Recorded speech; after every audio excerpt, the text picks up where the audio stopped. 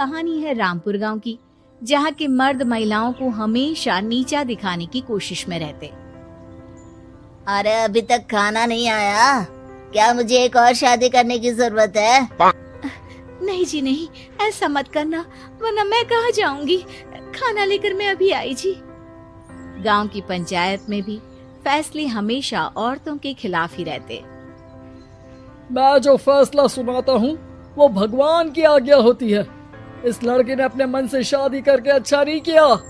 लड़के को घर भेज दो और इसकी शादी इसकी जाति की किसी लड़के से करवा दो, लेकिन ये लड़के, इसे तो गांव के बाहर निकाल दो। नहीं नहीं जमींदार साहब, ये क्या बोल रहे हैं? ऐसा नहीं हो सकता। मेरी बेटी मासूम है, इसे अच्छे बुरे की समझ नहीं है। अरे कहाँ जाएगी ये बेचारी? कहाँ जाएगी? इतनी चिंता है तो पूरे परिवार का गांव निकाला कर देते हैं। बेचारे पूरे बसे बसाए परिवार को गांव छोड़ना पड़ता है। चाहे जो हो, अगर बेटियों को कंट्रोल नहीं कर सकते तो गांव में रहने का कोई मतलब नहीं है। यहाँ औरतों को दब कर रहना होगा। कोई भी अपने हिसाब से कुछ नहीं कर सकता, सब ईश्वर की मर्जी से ही होगा। तभी गांव का एक आदमी दौड़ा दौड़ा आता है। सरपंच साहब, जमींदार साहब, वो कालिया है ना, उसकी बेटी पढ़ने के लिए शहर जा रही है। अच्छा, ये कब हो गया? और कालिया की हिम्मत कैसे हो गई ऐसा करने की? लेकर आओ उसे और उसकी बेटी को। बस फिर क्या था, हाजिर हो जाते हैं कालिया और उसकी बेटी सरपंच के सामने। अरे कालिया, ये क्या सुनने में आ रहा है? बेटी को इंजीनियर बना रहा है तू? और ये बता, गांव में तो स्कूल नहीं है, फिर कहां से इतनी क्लास पास कर गई तेरी बेटी? राधा, जो कि कालिया की बेटी है, उसे लगता है कि सरपंच उसकी तारीफ कर रहे हैं। सरपंच जी, मैंने ऑनलाइन पढ़ाई की है, डिस्टेंस लर्निंग से। सभी में मैंने अच्छे नंबर पाए हैं, जिसे देखते हुए शहर की इंजीनियरिंग कॉलेज में मुझे स्कॉलरशिप मिली है। वाह जी वाह, क्या होती है ये? पहले तो ये बताओ, फिर आगे की बात करते हैं। पूरा गांव राधा की बात सुन रहा था और राधा बोलती जा रही थी। तो ऐसे मैं फ्री में एक अच्छी शिक्षा लेकर गांव में जो कुछ परेशानियां हैं, जैसे बिजली, पानी और इंटरनेट जैसी समस्याओं के लिए काम करूंगी।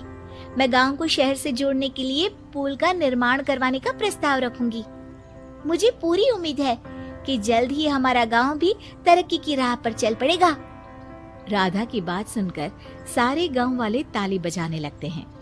सरपंच को समझ नहीं आता कि वो क्या करे। चुप रह नादान लड़की, गांव के खिलाफ जाने के लिए तुझे गांव से बेदखल कर दिया जाएगा, वो भी पूरे परिवार के साथ। और हाँ, अगर ठीक से गांव में रहना चाहती है तो ये पढ़ाई लिखाई छोड़ दे। हम तेरे लिए गांव का कोई होनहार लड़का देखेंगे। तभी गांव का एक आदमी बोल पड़ता है। अरे नहीं नहीं सरपंच जी, राधा बिटिया जो बता रही है, अगर वैसा हो जाए तो हम लोगों को पैसा कमाने के लिए बाहर नहीं जाना पड़ेगा। हाँ जी, और ना ही कोसों दूर पानी के लिए भटकना पड़ेगा। हमारे बच्चे भी अच्छी पढ़ाई कर सकेंगे और आगे बढ़ेंगे, ना कि हमारी तरह खेती करते बैठेंगे। क्यों गांव वालों, राधा बिटिया का साथ देना चाहिए ना। सरपंच देखता है कि गांव राधा के साथ है तो वो चुप हो जाता है। वो घर आकर अपने सलाहकार से बात करता है, जो बहुत ही चालाक किस्म का इंसान होता है। अरे सरपंच साहब, आपको बहुत ही होशियारी से काम लेना पड़ेगा। एक बार गांव तरक्की कर गया, यहाँ के बालक पढ़ लिए तो कोई ना पूछेगा आपको। और फिर ये जो बेटा और बेटी है ना आपके, इनको भी आम लोगों की तरह ही जीवन जीना होगा। हाँ, लेकिन करे तो क्या करे? वो ना आप मुझ पर छोड़ दीजिए, बस मैं जैसा बोलूं करते जाइए। अगले रोज सुबह जब गांव वाले सोकर उठते हैं तो राधा के घर के बाहर और साथ ही वो लोग जिन्होंने राधा का सपोर्ट किया था, उनके घर के आगे लाल रंग से कल आऊंगी लिखा होता है। कल आऊंगी, यह क्या होता है? अरे यह तो खून से लिखा है, लगता है कोई भूत प्रेत या चुड़ैल का साया है। चलो सरपंच जी के पास चलते हैं। सभी सरपंच के पास जाकर उसे सारी बात बताते हैं। अरे ये तो बड़ी मुश्किल की बात है। चलो मैं एक बाबा को जानता हूँ, उन्हें बुला लेता हूँ। सरपंच बाबा को लेकर गांव के घर के बाहर जाता है। ओहो, तो ये वो चुड़ैल है जो उन लोगों को निशाना बनाते हैं जो गांव को बदलने का सपना देखते हैं। वो गांव को ऐसे ही संपन्न देखना चाहती है, वो नहीं चाहती कि कोई बाहरी यहाँ का कायाकल्प करे। क्या तुम लोगों में से किसी ने गांव को बदलने की सोच रखी है? तभी राधा की माँ रोते रोते आती है। मेरी राधा घर से गायब हो गई है। अरे कोई तो बचाओ, मेरी बच्ची कहाँ गई?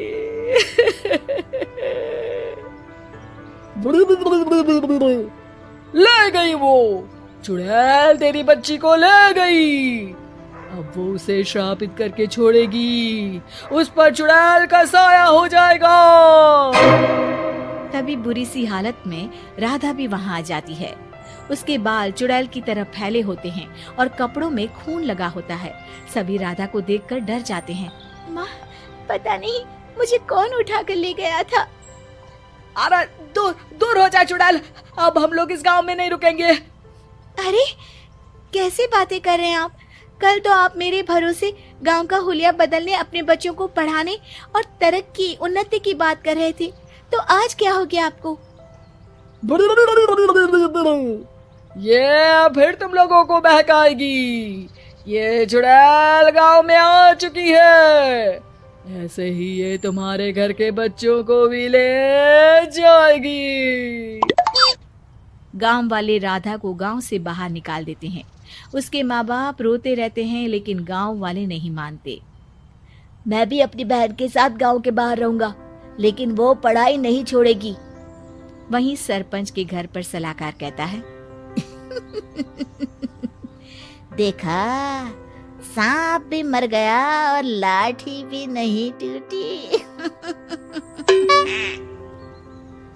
लेकिन अगले ही दिन सरपंच के घर के बाहर भी वही शब्द लिखे होते हैं। और फिर सरपंच की बीवी कहती है, हमारी बेटी को किसी ने अगवा कर लिया है। तभी राधा का भाई वहाँ आ जाता है।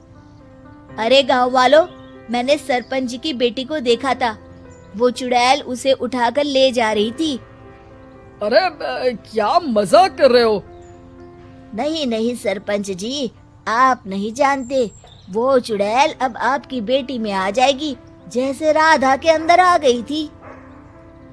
तभी सरपंच की बेटी वैसी ही हालत में वहाँ आती है जैसे राधा आई थी। पापा, पता नहीं कैसे मैं गायब हो गई थी। चुड़ैल, इसके अंदर भी चुड़ैल का साया है, मारो इसे। अरे नहीं नहीं, इसे भी राधा के पास गांव के बाहर ही भेज दो। अरे चुप रहो, मेरी बेटी कहीं नहीं जाएगी और चुड़ैल वुड़ैल कुछ नहीं होता है। अरे कैसे बात कर रहे हो सरपंच जी? आप तो बोल रहे थे कि आपका फैसला भगवान का ज्ञान होता है, तो अपने पर बात आई तो अब आप ऐसे बोल रहे हैं।